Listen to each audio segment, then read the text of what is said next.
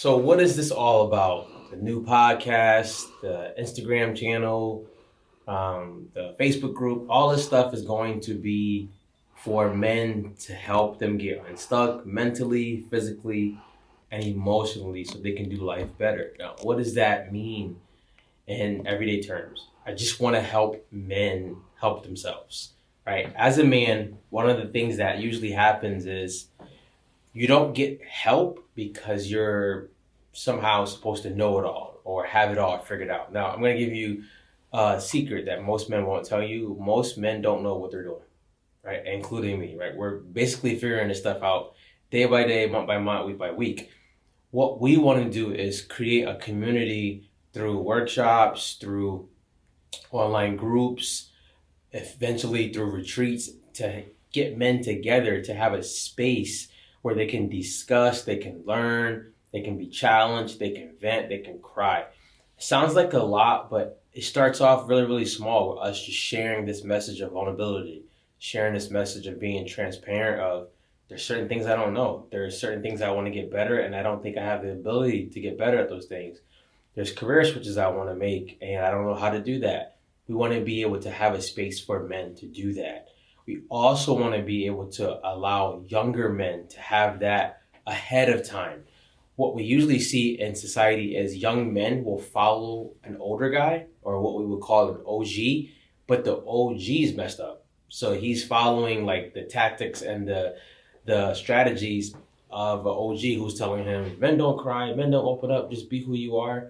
That's not what we want. We want younger men to be able to talk about their emotions, to be able to have strategies for their lives, to be able to be mentally stable, to be able to get around mental blocks and barriers. And it's going to happen.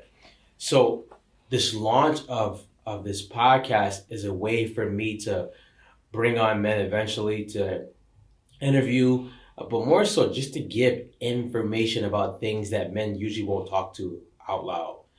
One of the most sacred, toxic places is usually a barbershop. Why?